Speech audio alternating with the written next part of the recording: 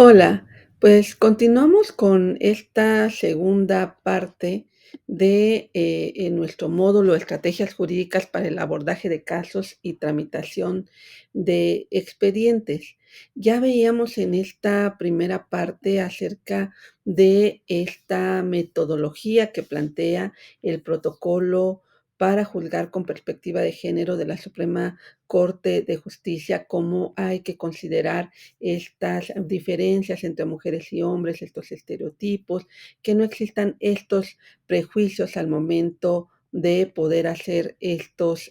análisis.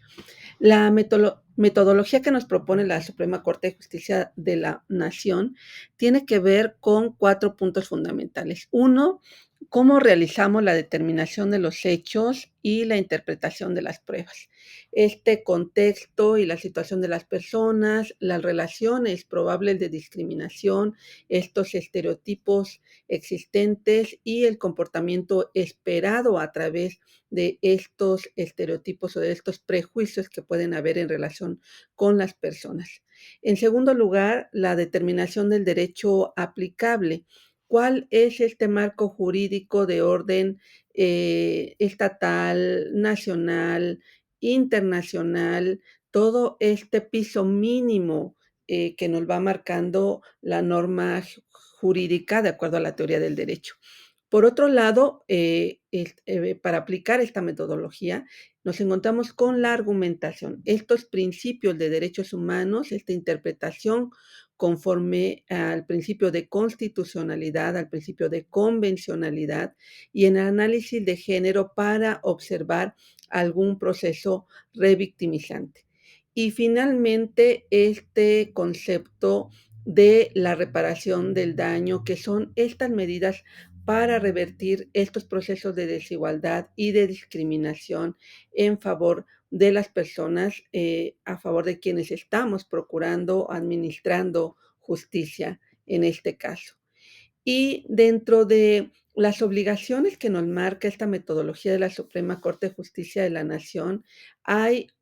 observaciones que debemos realizar previas al análisis del fondo de la controversia, obligaciones específicas al momento de resolver el fondo del asunto y estas obligaciones sobre el uso del lenguaje a lo largo de esta sentencia. Cada que vayamos a emitir una resolución, yo les recomiendo que hagamos estos tres pasos y a través de estos tres pasos ir colocando nuestro proceso de observación y nos será más fácil emitir nuestro proceso de argumentación.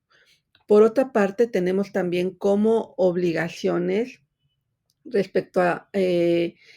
previas al fondo de la controversia y esta obligación de ordenar de oficio las pruebas necesarias para hacer visibles estas situaciones de violencia e identificar principalmente estos contextos de desigualdad, estos contextos estructurales de violencia social, de violencia patriarcal, estas relaciones asimétricas de poder entre mujeres y hombres, esta brecha de desigualdad de la que venimos hablando a lo largo de este curso y observarla de manera muy amplia. Estas obligaciones, además específicas al momento de resolver el fondo del asunto, tienen que ver con analizar estos hechos y pruebas libres de estereotipos y roles de género. Yo ahí les invitaría a que den un repaso y una leída a estos estudios de John Rawls con respecto al velo de ignorancia, porque quien es juzgador debe colocarse este velo de ignorancia, es decir, fuera de tener estos prejuicios, estas concepciones, estos estereotipos, tenemos que ser totalmente objetivos al momento de resolver. Hay que aplicar estos estándares internacionales y nacionales en materia de derechos humanos y aplicar este enfoque interseccional y evaluar el impacto diferenciado. Recordemos que este enfoque interseccional tiene que ver con hacer todo este cruce de todas estas desigualdades, de todos estos estas particularidades de las personas, el ser indígena, el ser mujer, el ser pobre, el formar parte a lo mejor de algún grupo migrante, en fin, todas estas evaluaciones que se hacen acerca de este impacto diferenciado para el momento de resolver. Les invito a que observemos brevemente algunos casos. Por una parte, tenemos un voto particular emitido en un proyecto respecto a un miembro de la policía que fue sancionado por no conducirse de acuerdo a los estándares éticos de dedicación y disciplina y agredir de forma verbal y directa a una compañera a través de mensajes de texto.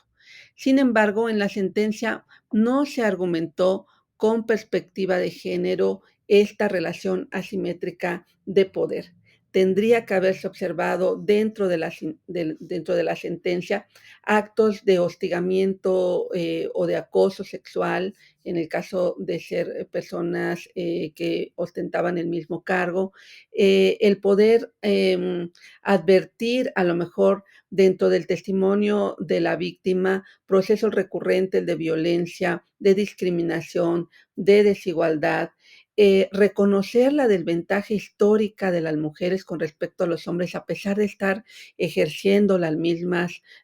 funciones, y hasta analizar la situación de poder que tiene ya el hombre y después el poder que le concede el ser un policía. Esto es algo que yo les invito a que podamos ir observando en algunos casos. En otro caso que quisiera referirles, nos encontramos ante el hecho de que el actor laboraba como enfermero en un albergue perteneciente al titular del área de responsabilidades del OIC, del órgano interno de control del Instituto Nacional de las Personas Adultas Mayores, del INAPAM. Esta persona fue sancionada porque tocó los senos y genitales de una persona adulta, de una mujer adulta, usuaria del albergue, así como besarla en la cara y en la boca y abrazarla con fuerza.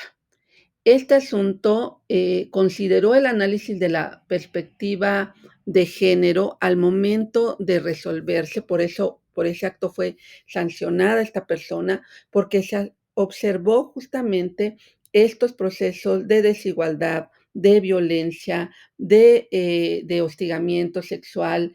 Bastó con el testimonio de la víctima para poder ser sancionado en esta observación de perspectiva de género. No hacía falta tener más testimonios, este era un suceso que iba a ocurrir exclusivamente en secrecía, en la intimidad de la estadía de la víctima, con toda la violencia generada por parte del agresor. Este es un caso en el que además se fundamentó en la CEDAW y en la Convención de Belén do Pará al momento de emitir justamente la sanción. Les pongo otro caso. Se trata de una actora, una derechohabiente que presenta una demanda de nulidad de la resolución negativa ficta recaída a un recurso de reclamación presentado ante el director del Instituto de Seguridad y Servicios Sociales de los Trabajadores del Estado, por lo cual solicitó indemnización por el daño físico y psicológico sufrido y por sus menores hijos, así como la restitución de la cantidad que por concepto de incapacidades en exceso provocó que no le fuera pagado su salario íntegro, todo ello derivado de la responsabilidad patrimonial en la que incurre justamente este instituto, el ISSSTE, ¿no? Este asunto se analiza con la perspectiva de derechos humanos para determinar si procede o no la indemnización en su caso, la cuantificación por daño físico, moral y psicológico para una persona derechohabiente. Asimismo, considera esta interseccionalidad con respecto al enfoque de derechos en relación a su hija, a sus hijos. Y también hace este planteamiento de las convenciones y los tratados internacionales en favor de la infancia y de los tratados internacionales de derechos humanos que ya hemos mencionado, CEDAW y Belén do Pará. Se toma en cuenta la normatividad nacional e internacional para el principio de reparación del daño integral en favor de la víctima. Este es un caso realmente que vale la pena observar. Tenemos por otro lado el hecho de que la parte actora, una policía, acude a demandar la nulidad de actos administrativos que han determinado el alta médica y han determinado de manera incorrecta sus padecimientos de salud. En este caso, estos padecimientos de salud están generados en relación al trabajo que ella desempeña, para los cuales afirma requerir movilidad completa en todas sus articulaciones y capacidad neuromuscular normal, cargar un equipo con aproximadamente 40 kilos de peso, y le podría ocasionar esto un daño irreparable de continuar con estas actividades, por lo cual solicita como medida cautelar que se le concedan más licencias médicas o se le asignen tareas que no pongan en riesgo su salud física en su centro de trabajo. En este asunto se resuelven en su favor la aplicación de estas medidas cautelares por parte de la actora, a efecto que se le asignen estas tareas y estas actividades que no pongan en riesgo su salud. Hay, por supuesto, un análisis de esta estandarización de los instrumentos internacionales y del protocolo para juzgar con perspectiva de género, para imponer y emitir esta medida en favor de esta mujer policía. Tenemos, por último, este hecho relativo a un derechohabiente y su madre, que presentan una demanda por la nulidad del acto por el cual les fue negada la indemnización que solicitaron al Instituto Mexicano del Seguro Social, con motivo de los servicios médicos que le fueron prestados al primero. Se declaró la nulidad de la resolución impugnada, pues las pruebas ofrecidas, quedó evidente que después de que el derechohabiente fue sometido a un procedimiento quirúrgico, el personal médico actuó de manera deficiente, ya que no realizó los estudios y valoraciones médicas que protegieran con total amplitud la salud de este derechohabiente.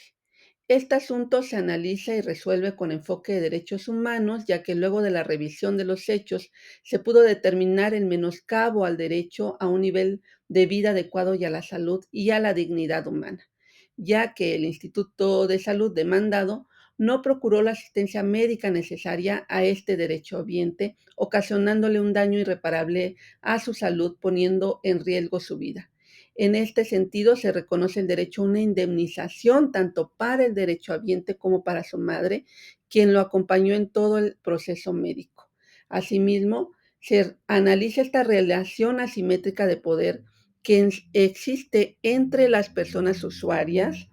y estos prestadores de los servicios de salud. Se hace un análisis del proceso de discriminación que viven estas personas al momento de solicitar su atención médica. Dentro de las obligaciones que veíamos del protocolo y de la metodología para aplicar este protocolo está el uso del lenguaje incluyente y no sexista. Utilizar un lenguaje no revictimizante, un lenguaje claro, sencillo y accesible. Sabemos que debe haber cierta técnica jurídica al momento de emitir las resoluciones, pero es importante que la persona que va a escuchar y a recibir esa resolución o espera recibir respuesta a su solicitud, comprenda plenamente cuáles son las implicaciones de lo solicitado y lo resuelto por las autoridades. Dentro del contexto a analizar en todos estos casos está el contexto objetivo, considerar el lugar y momento donde sucedieron los hechos, identificar estas controversias que tienen relación con problemáticas sociales diversas, los contextos subjetivos de cada persona, emitir realmente una observación en cuanto a identificar estas condiciones de identidad de las partes involucradas, contrastar con el contexto objetivo para verificar si se advierte una violencia sistemática o de desigualdad estructural entre varias cosas. Finalmente, tenemos un bajo porcentaje de sentencias que se emiten con perspectiva de género. La invitación es a contribuir a este real acceso a la justicia en cumplimiento a este principio constitucional marcado en el artículo 10.